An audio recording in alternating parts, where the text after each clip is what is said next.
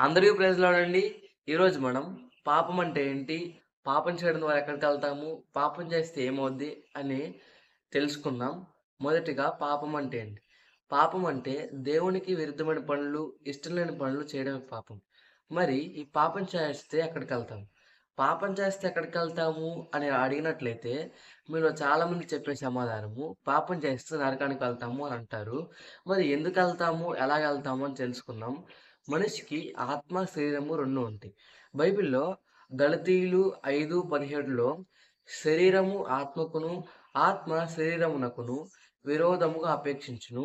ఇవి ఒకదానినొకటి వ్యతిరేకముగా ఉన్నవి గనుక మీరేమి చేయ నిశ్చయింతురో వాటిని చేయకుందురు. అంటే ఆత్మ, శరీరానికి యుద్ధం జరుగుతుంది. ఒకవేళ ఈ యుద్ధంలో ఆత్మ బలంగా ఉంటే శరీరం ఓడిపోద్ది. శరీరం బలంగా ఉంటే ఆత్మ ఓడిపోద్ది. మరి ఆత్మ బలంగా ఉంటే ఏమవుద్ది? శరీరం బలంగా ఉంటే ఏమవుద్ది? మనము ఈ లోకాన్ని విడిచిపెట్టేళ్ళేటప్పుడు శరీరాన్ని మనతో పాటు తీసుకెళ్ళము. శరీరము ఈ లోకంలోనే కలిసిపోద్ది. నరకానికైనా, పరలోకానికైనా వెళ్ళేది ఆత్మే. ఒకవేళ జరిగిన యుద్ధంలో ఆత్మ గెలిచిందనుకోండి, గెలిచిన ఆత్మ పరలోకానికి వెళ్ళిద్ది.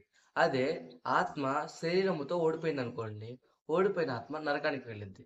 మరి ఈ రెండిట్లో ఏది బలంగా ఉండడం, ఏది బలహీనంగా ఉండడం అనేది దేని మీద ఆధారపడి ఉండిద్దంటే పాపం మీదే.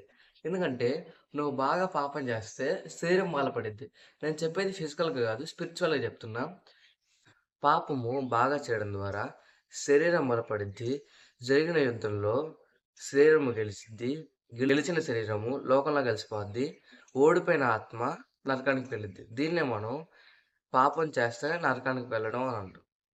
ఇంకొక విషయం, పాపము బాగా చేయడం ద్వారా నీవు ఈ భూలోకంలో ఉన్నన్ని రోజులు నువ్వు ఏ పని చేద్దామన్నా చేయలేవు. ఒక గోల్ పెట్టుకొని దాన్ని రీచ్ అవుదామన్నా రీచ్ అవ్వలేవు. దేవుని సేవ చేద్దామన్నా చేయలేవు. కానీ ఒక పక్క మాత్రం పాపం మాత్రం బాగా చేస్తూనే ఉంటావు. మరి ఈ వీడియో మీకు నచ్చినట్లయితే ఇంకొకరికి షేర్ చేయండి. వాళ్ళు కూడా తెలుసుకుంటారు. దేవుని నామానికి మహిమ కలుగును గాక. హ్మ్.